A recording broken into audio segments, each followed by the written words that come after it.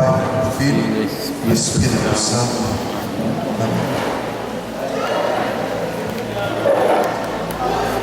Carta de São Paulo aos Filipenses, capítulo 3, versículo 17.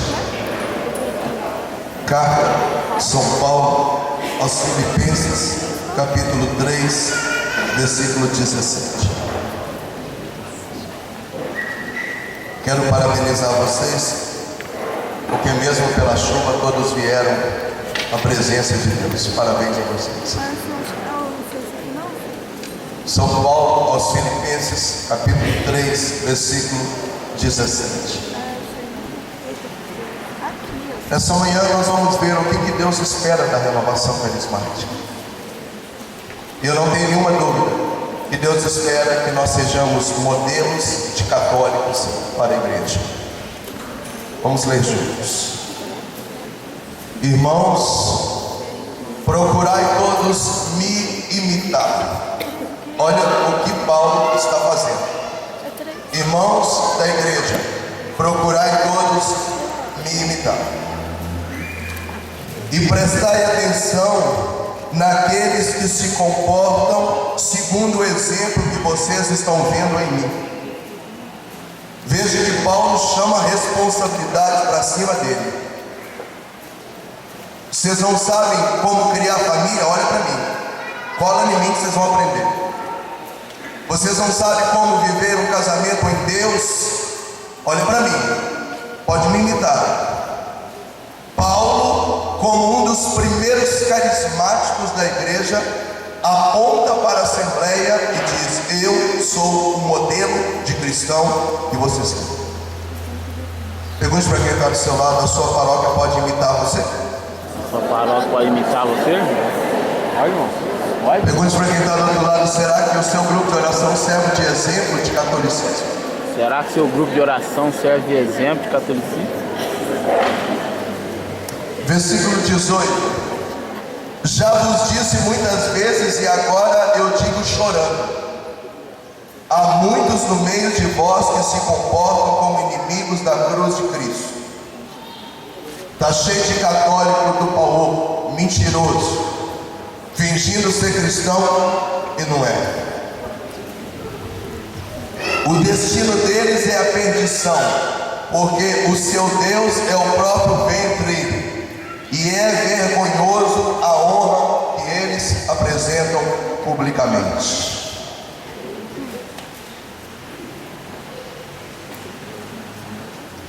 Nós, ao contrário, somos cidadãos do céu, de onde esperamos receber nosso Senhor Jesus Cristo, que transformará o nosso corpo humilde na forma de um corpo glorioso, com a mesma eficácia com que Ele pode submeter a si todas as coisas. Palavra do Senhor. Graças a Deus. Vamos aplaudir a palavra.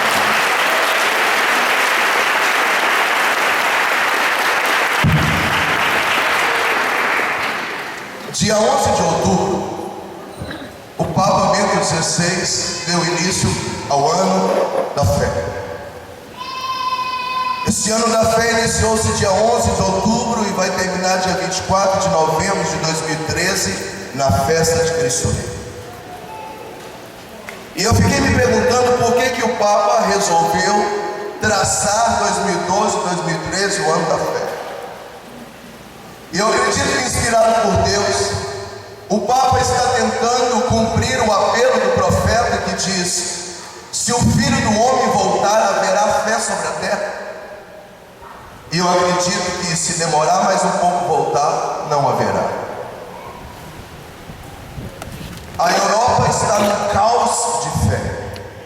Eu estive pregando lá e eu sei disso.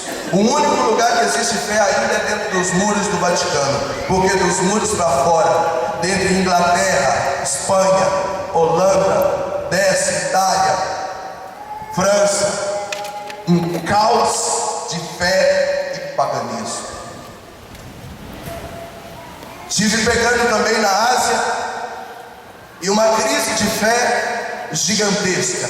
As poucas pessoas cristãs que ainda tem na China, no Japão, são os brasileiros carismáticos que moram lá. Mas são pequenas agulhas no meio de um palheiro. Eu andei 1000 quilômetros no Japão para pregar para 45 pessoas. Existem lugares que eu fui que tem 0,5% de cristão, que reuniram pessoas num raio de 400 quilômetros para dar um retiro para 40 pessoas. E o padre tem que trabalhar, porque ele só tem 80, 100 paroquianos, ele não tem o que fazer, passa um ano sem ter nenhuma coisa para fazer, a não ser celebrar a missa de domingo. Falando de Brasil, nós temos aqui na América Latina 600 padres deixando a batina por ano, ou por homossexualidade, ou por mulheres, ou para entrar em política. O Papa veio ao Brasil e no famoso documento de Aparecida, o Papa perguntou: como é que vocês, da Igreja Católica do Brasil e da América Latina, vão fazer para devolver para a Igreja a evasão de católicos? E em Aparecida a igreja discutiu o aumento das seitas no Brasil, o crescimento assustador do protestantismo e o esvaziamento grave dos católicos. Nós temos grupos de oração vazios, nós temos encontros que só dão prejuízo, porque se prepara para 300 pessoas e dá 100. Nós temos igrejas vazias, nós temos uma maçonaria alastrada dentro da igreja, nós temos o espiritismo a ferro e fogo no Brasil. E se o Brasil declarar o casamento gay e oficializar o aborto, o Brasil vai ser reduzido ao pouco, porque a maldição vai recair sobre esse antigo país mais católico do mundo. E por que o Papa declarou o ano da fé? Porque se a fé não voltar às nossas paróquias, se a fé não voltar aos grupos de oração, as pessoas vão morrer por falta de fé. Quem disse isso foi São João, que preso na ilha de Patmos, disse que antes do Filho do Homem voltar, haveria um esfriamento nos corações das pessoas e haveria um abatimento de fé. Portanto, nós estamos no momento da apostasia. Os poucos que ainda têm fé estarão sujeitos a negar a fé. Eu costumo dizer que antigamente eu pregava para as pessoas virem do mundo para a igreja, e hoje eu só prego para quem está na igreja não terminar de ir embora. Nós estamos tentando segurar o resto que ainda dá. Nós estamos tentando salvar o resto para não se apostatar da fé, porque fazer quem não ter fé está quase impossível. E o Papa, inspirado pelo Espírito Santo, inaugura o ano da fé. E eu já quero deixar aqui a primeira missão da renovação carismática: inflamar a igreja e fazer os cristãos voltarem a ter fé em Jesus Cristo. Diga para quem está do seu lado: o seu grupo de oração precisa trabalhar muito nesse ano da fé. Teu grupo de oração precisa trabalhar muito, viu? Muito, mas muito mesmo. Nesse ano da fé eu estou convidando você a tirar a bunda do banco do seu grupo de oração e ir trabalhar. É ano de rezar nas casas, é ano de fazer querigma, é ano de fazer seminário de vida no Espírito, é ano de fazer retiro para casais, é ano de fazer congresso, é ano de formação, é ano de rezar texto nas casas, é ano de fazer cenáculo, é ano de tudo. Adoração, vigília, madrugada, noite, avivamento, é ano de evangelizar porta a porta, Bíblia debaixo do braço, é ano de trabalhar na internet, é ano da fé, porque o sentimento que eu tenho é que a gente tem até 24 de novembro do ano que vem para tentar minimizar o tamanho do impacto dentro da igreja. No mês passado a Rede Globo fez uma ênfase tremenda, dizendo da queda dos 18% dos católicos no Brasil. 18% daqueles que eram católicos já não são mais. Ou eles são pagãos, ou eles voltaram para o mundo. E uma notícia que não é muito ruim, mas não é agradável: 12% deles se tornaram evangélicos. Então nós tivemos 18% da queda católica e 12% de crescimento protestante. Glória a Deus, porque pelo menos estão numa igreja e não estão no mundo. Mas é um grito do documento de Aparecida: o que a renovação vai fazer no Brasil para voltar a igreja ser inflamada no Espírito? Não era nada disso que eu queria falar. Nesse ano da fé, o Papa tem duas propostas. A primeira proposta é que, comemorando os 20 anos de revisão do Catecismo da Igreja Católica, todo cristão até 24 de novembro do ano que vem leia o Catecismo da Igreja Católica, porque segundo o Papa, a gente tem fé mediante aquilo que passa pela porta da fé.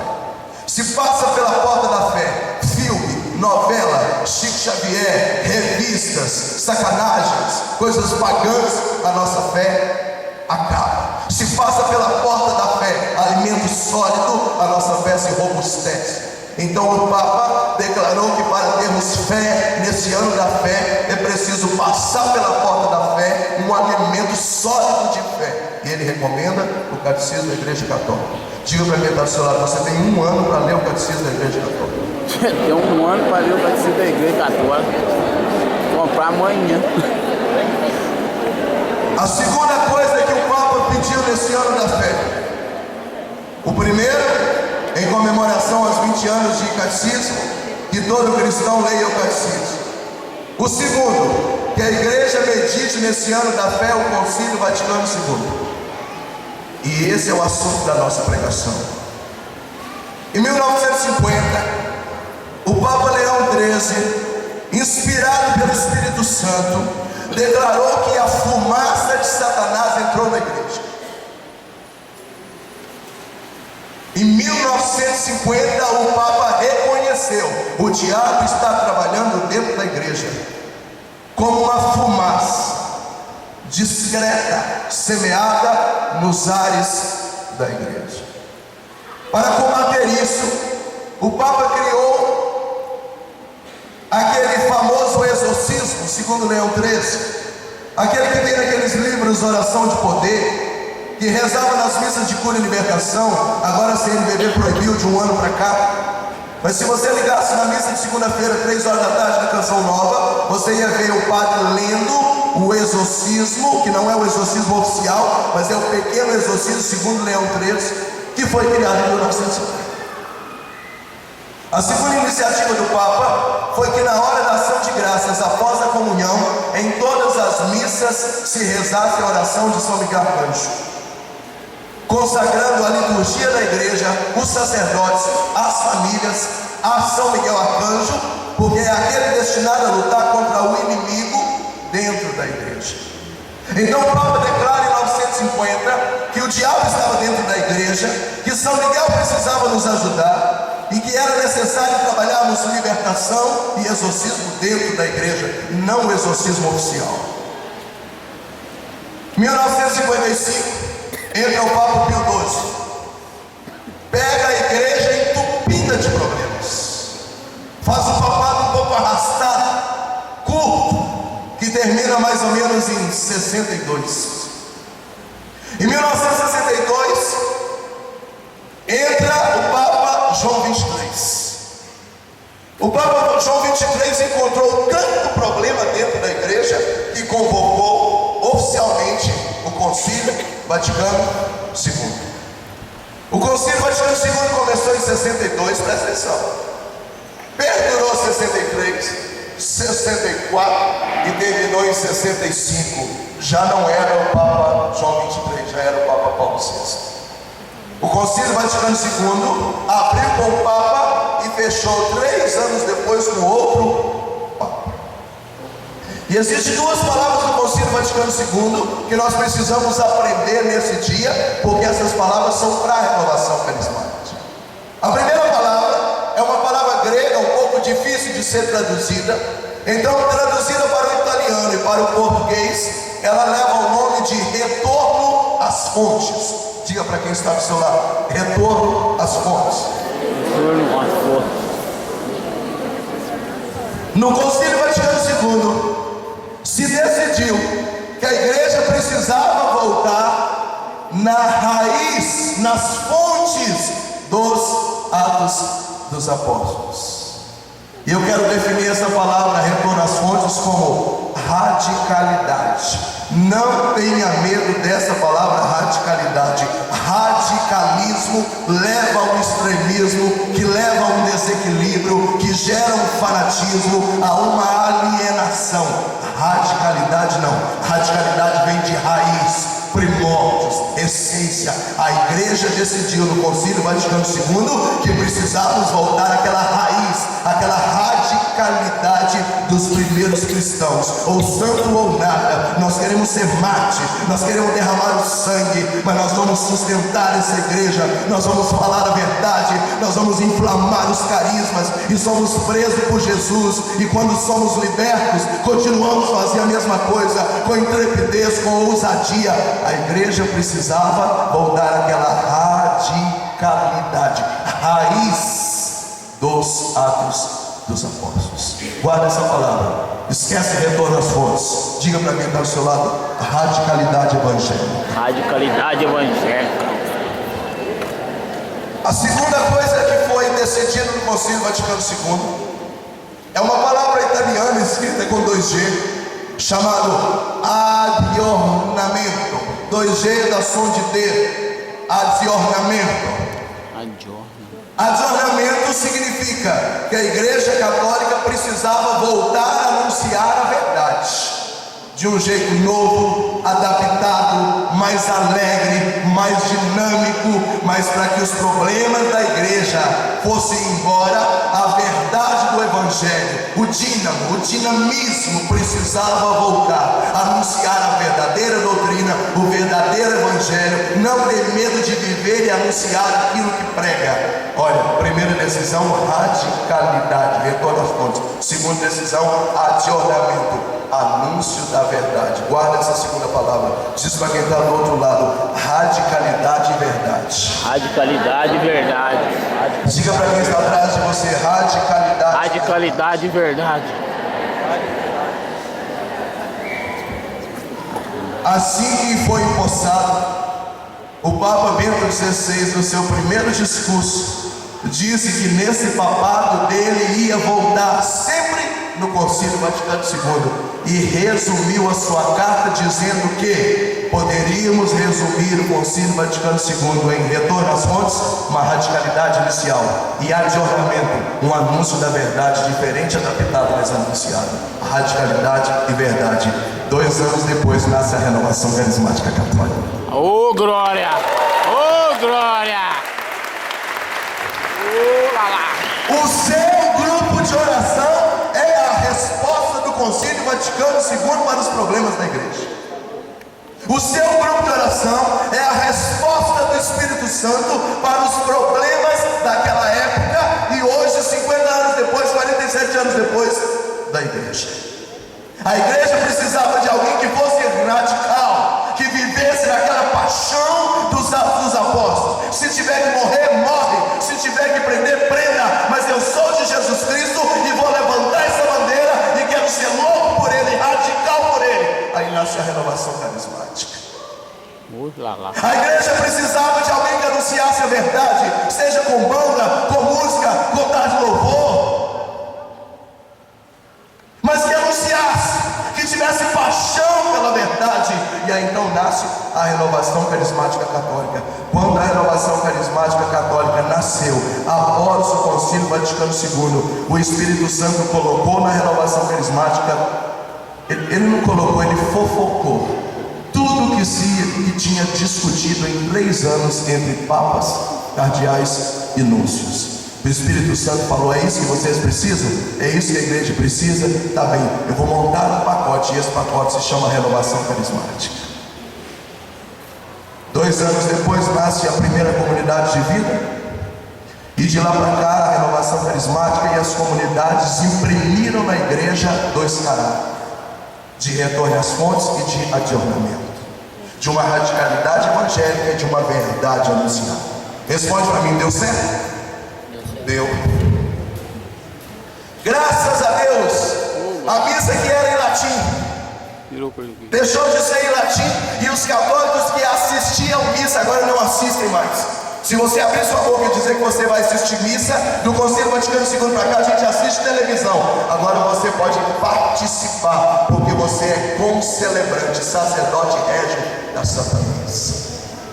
Do Concílio Vaticano II para cá, a música que era só a igreja abriu as portas para as bandas, e vieram os CDs, e vieram os shows, e hoje tem rap católico, tem axé católico, tem as cristotecas. Não quero entrar no mérito se é bom, se é ruim. Tem pregador que mete pau, tem uns que diz que funciona, eu particularmente não sei, mas abriu as portas para as cristotecas, para as bandas, para os evangeliza shows. As pessoas voltaram a ser católicos e encheram de gente a missa, e nasceram sacerdotes carismáticos, e os seminários entupiram de vocação, e todo mundo queria ser católico, e o espiritismo foi lá embaixo, e tudo aquilo que não pertence à palavra de Deus foi lá embaixo, e a igreja católica fez assim.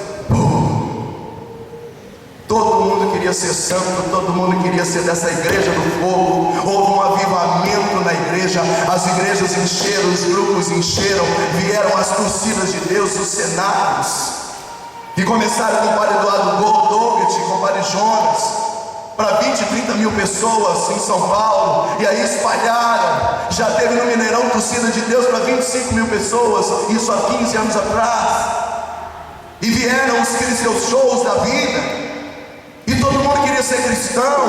E aí pela primeira vez na igreja começamos a estampar frases, versículos da Bíblia, que até o Concílio Vaticano II não podia. E a Bíblia começou a ser acessível ao povo. Hoje uma Bíblia da Ave Maria custa R$ 22,90. Até o Concílio Vaticano II nem Bíblia os católicos podiam ter, porque não sabia latim. E a renovação carismática puxou essa nova história, esse avivamento, esse fogo na igreja, e a igreja católica fez assim. Pum. Quem era o carismático após o Concílio Vaticano II? Diga comigo: radical e verdadeiro.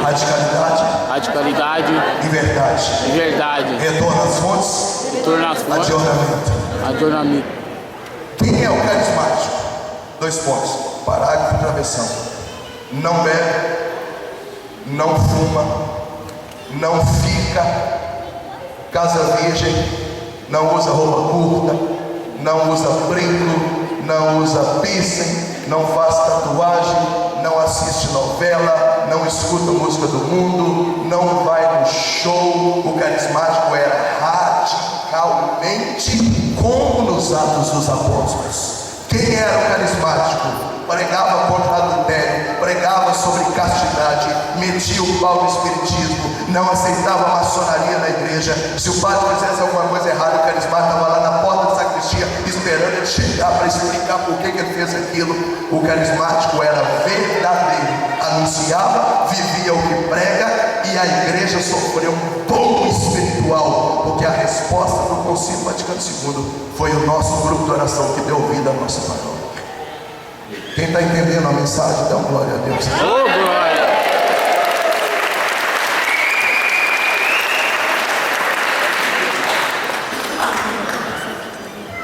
Gerou ciúme? Gerou. Quando nós chegamos na igreja, nós éramos considerados protestantes. Bíblia debaixo do braço, no sovaco, uns rosários pendurados parecendo Pai de Santo, um terço no braço, uma cruz no outro, água benta de um lado, parecia que estava indo em caça ao vampiro. Dente de alho, resta de alho no pescoço, estaca no bolso. Onde é que está indo, irmão? Estou indo para intercessão. Houve exagero? Houve fanatismo? Houve. Até hoje tem. Muita gente já trabalhou a renovação com essas loucuras, atrapalhou. Muita gente queimou a renovação com padres, queimou. Mas o que nos interessa aqui agora é isso: que o grito do Concílio Vaticano, os 2 papas, 3 anos, que a igreja tivesse uma radicalidade como nos apóstolos, uma verdade do evangelho anunciado, tudo isso se cumpriu no nascimento da renovação carismática. Graças a Deus. E eu posso dizer para você, esse papel continua sendo da renovação, porque da renovação para cá não nasceu nenhuma nova pastoral, nenhum outro movimento, e nunca vai nascer, porque a função da renovação carismática e do Espírito Santo Catecismo da Igreja Católica, parágrafo 716. Preparar o povo para Jesus voltar. Nós somos a última resposta de fé para a nossa paróquia. Amém. Ô glória! Ô glória! Ô lá lá! Diga para quem está do seu lado: tenha responsabilidade. Tenha responsabilidade. Porque você é o último profeta da sua paróquia. Não vai ter outro não. Diga para quem está atrás de você: tenha responsabilidade. Tenha responsabilidade. Porque o seu grupo de oração O seu grupo de é a oração última chance é a última chance de mudar a sua paróquia, de mudar a de sua paróquia. inflamar a sua paróquia, como no Conselho Vaticano II. Como no Conselho Vaticano II. Vamos aplaudir o Senhor. Ô lá lá!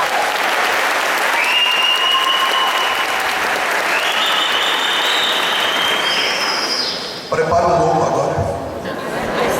Para. Passei até vaselina ontem. 10 anos se passaram, estava tudo perfeito. 20 anos se passaram, estava tudo perfeito. 30 anos se passaram, estava tudo perfeito. 40 anos se passaram, estava tudo perfeito. Ano que vem nós comemoramos 48 anos de Conselho Vaticano II. Do término dele. Se for contar o início de 62, nós comemoramos 50 anos. E a renovação carismática não é mais a mesma. Onde que ela falhou? De uns 10 anos para cá, ela perdeu radicalidade e verdade. Quem era o carismático? Não bebe. E o que eu tenho mais encontrado pelo Brasil é carismático timboqueiro. E aí você vira para mim e diz assim: Moisés, você é muito radical, mas no Conselho Vaticano II a igreja precisava de radicalidade e nós nascemos. Eu não mudei há 17 anos, eu continuo pregando contra a bebida e achando que um homem de Deus que é batizado no Espírito Santo, se esse Espírito Santo não tira a bebida da vida dele, então esse Espírito Santo está fraquinho demais. Só que eu preguei em muitos lugares do Brasil que eu não posso mais voltar, que eu sou radical. Se a renovação carismática mudou, eu não mudei, foi ela que fabricou assim. Eu continuo anunciando a verdade na mesma radicalidade há 17 anos. E eu acho que se alguém tem que mudar, é os grupos de oração que ficaram lights e não converte mais ninguém, porque não tem verdade, não tem radicalidade. Está na hora de criar vergonha na cara.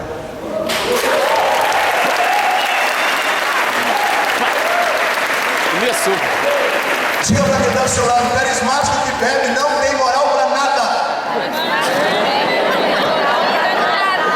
Ai, doeu. Ainda bem que eu parei. Imagina você no grupo de oração: o Senhor Jesus está me revelando, está libertando a pessoa da bebida. Ô, gente, sou eu mesmo, eu tomo posse.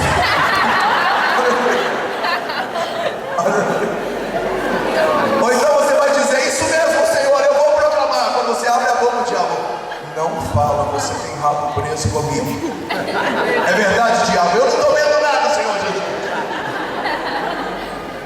Moisés, por que você não bebe? É porque é pecado? Irmãos, existem 27 versículos bíblicos falando mal da bebida.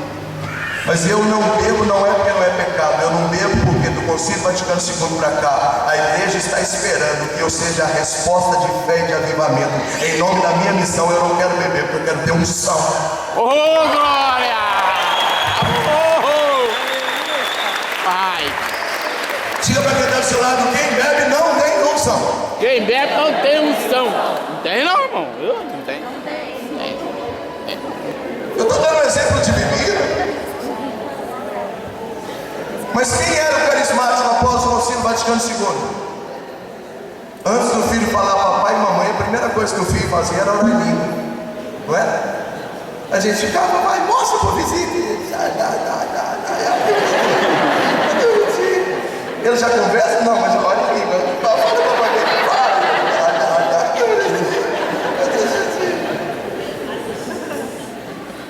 Mas os nossos filhos eram criados, todo mundo deitando no colchãozinho atrás da caixa de som.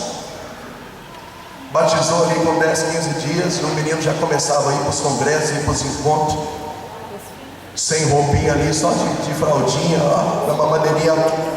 E o pai e a mãe quebrando o pau e o fogo descendo, e os meninos construídos na santidade. Hoje os carismáticos engravidam, nasce o neném, som da renovação, porque fabrica do filho um novo ídolo e fica fica lá no sofá chocando o filho. Depois na adolescência não sabe por que o filho não gosta da renovação. Ué, não foi criado como filho de carismático. Ai.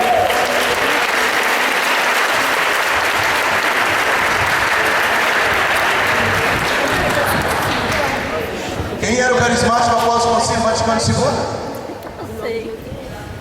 Hoje você chega no grupo de oração e acha menina cantando no grupo de oração com a barriguinha de fora e o peicezinho balançando o bico assim.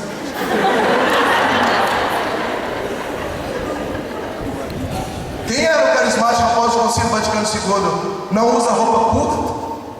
É uma vergonha você ter que chegar. Semana passada eu estava pregando no Congresso da Renovação junto com o coordenador do Estado lá no Piauí. É uma vergonha você ter que chegar num Congresso Diocesano da Renovação, inclusive nos Nordeste, nos lugares que faz muito calor, e ter que quebrar o pau nos líderes, coordenadores, pregadores, músicos, intercessores de grupo que usa blusa tomara que caia, blusa de alcinha. Terça ela é carismática, blusa de Nossa Senhora. Quarta intercessão, blusa de São Miguel. Quinta núcleo, blusa de São José. Sábado tem casamento, aí arruma aquele cabelo parecendo, aluga aquele vestido, faz assim, costa de fora, rachada até no meio da coxa. Após Jesus, irmão, hoje eu não sou carismático, eu estou no casamento da prima. Então vai morrer, desgraça. Diga para quem está do seu lado, está faltando responsabilidade e vergonha na cara.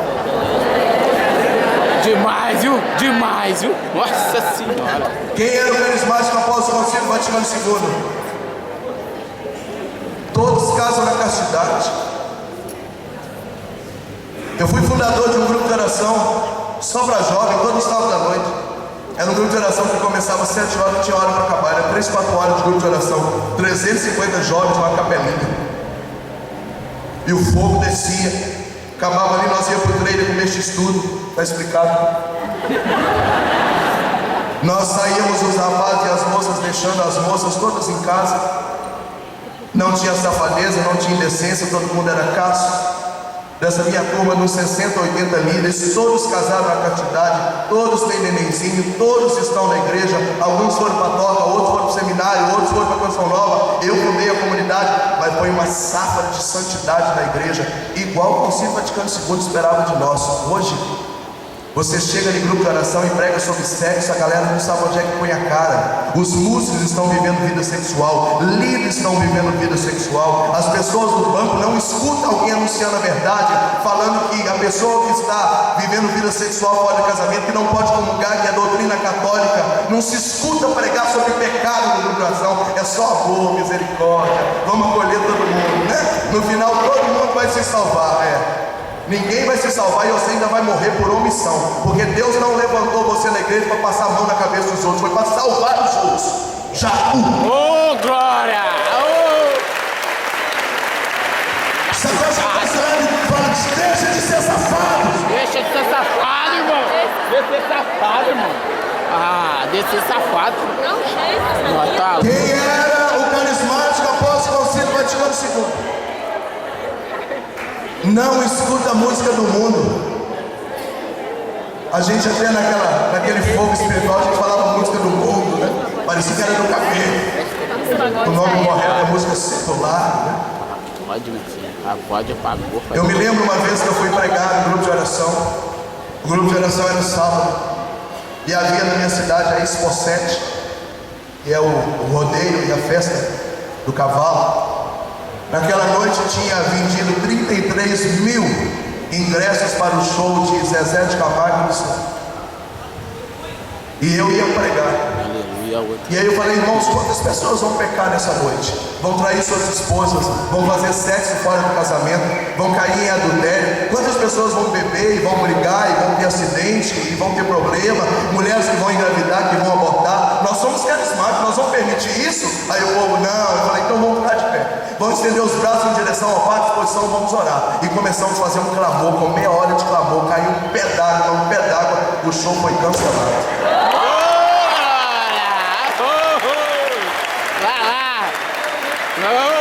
O meu sonho é encontrar um dia com Zezé de Camargo e Luciano e dizer, eu melei seu show.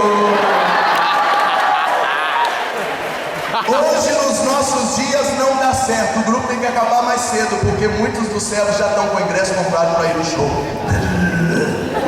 Diga para quem está do seu lado, deixa de ser sem vergonha. Deixa de ser sem vergonha. É. Deixa de ser sem vergonha. Ai. Ai. Nossa. Quem está entendendo a pregação diz amém. Amém. Ô, glória. Eu estou falando alguma besteira, Cleide?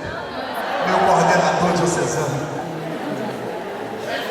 Quem era o carismático pós-concílio? E eu acredito que ficou assim uns 40 anos. De um 10 para cá virou uma bagunça. E eu acho que é por isso que eu não servia para ser coordenador de grupo hoje. Porque eu ia botar um bocado de gente para fora. Assim como eu não podia ser visto, eu ia arrancar metade dos padres e chega, tchau, vai com Deus. Não escutava música do mundo, não frequentava qualquer lugar, vivia a castidade, não assistia novela. Eu pregava no Ceará, coordenadora diocesana do Ministério de Cura, Aleluia, Libertação. Fui ficar com a Aline na casa dela. Quando eu cheguei lá, ela mudou de canal. Eu vi que o próximo canal, quem era o antecessor, era a Glória, estava assistindo novela na série. E aí depois a mulher vai comprar combate com o capeta falou, você já é minha, tudo que eu gosto, você gosta também. Como é que um intercessor, um ministro de libertação, pessoas que lidam principalmente diretamente com combate espiritual, escravos de televisão? Eu fui num grupo de oração, de um seminário de libertação para 1000 pessoas. Quando eu comecei a falar de livro e filme de Chico Xavier, um cara do povo levantou e foi embora e disse que eu não aceitava falar aquilo não. Quer dizer que está todo mundo no banco do grupo de oração e fã de Chico Xavier, e voltou daquele maior brasileiro de todos os tempos, e tem livro espírita dentro de casa, e assiste a novela das 6 que é espírita, a das 8 agora é espírita também, mas quando não é espírita é prostituição, adultério, é isso que você quer para sua vida? Não, eu sou da renovação. Então por que não caça uma coisa para fazer e mete a mão nessa TV e desliga? Não, eu assisto, mas não me influencia, é só saber peneirar. Se não influencia, vai caçar algo mais importante para fazer, e ele vai na sua cara, ué. Porque eu não vou perder meu tempo com algo que não influencia, porque eu quero aquilo que influencia. Porque o Espírito Santo de Deus faz a pessoa ser sal da terra e luz do mundo. Isso é influência nos outros. Diga para quem está ao seu lado, que ele é vergonha, essa cara safada. Viu essa cara safada? Passa vaselina aí que o bicho tá pegando.